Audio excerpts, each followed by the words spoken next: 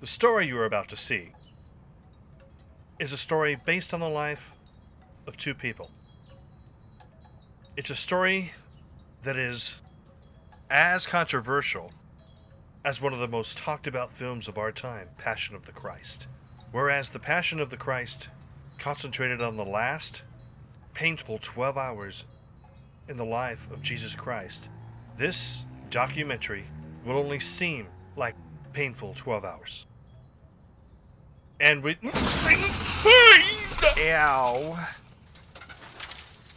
a story based loosely on the life of Dwayne and Phyllis Schnee.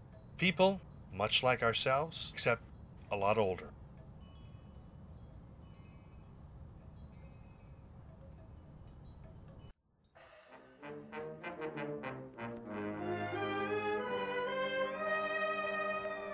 At the turn of the century, when a teenage Phyllis Ann Cook met local mob informant Dwayne John Schnee, she knew that he was the man that she would marry.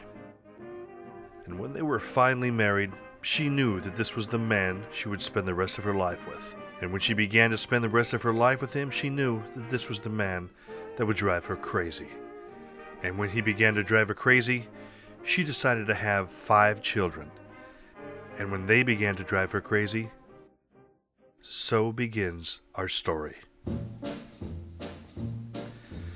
A few years after World War II, Dwayne's mob ties landed him a job down in Southern California, a job that both he and Phyllis hoped would lead to fame and fortune. Dwayne was about to become a monkey. Dwayne auditioned and landed the part of Dewey, the quiet, sexy guitarist in the Monkees. After 2 successful seasons on the air, Dewey quit the Monkees over a contract dispute with the producers of the show. They, in turn, cut him out of all existing Monkees photos and refilmed all his scenes with his understudy, Michael Nesmith. At this point, with 5 kids, a wife, a donkey, and a stallion to feed, Dwayne quit the entertainment business and started U-Haul, a company dedicated to U-hauling stuff away. In the late 60s and throughout the 70s, Dwayne's mob informant past caught up to him, and the family were forced to move quite frequently. In fact, they moved from house to house, apartment to apartment, so often that local townspeople began to call them Gyp Schnees.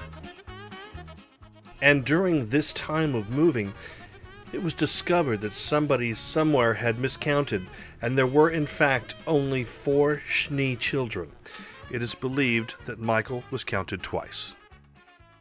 And because we were following the life of Phyllis and Dwayne Schnee, we decided to take our cameras and our thoughts back in time to the places that the Schnee family once called home.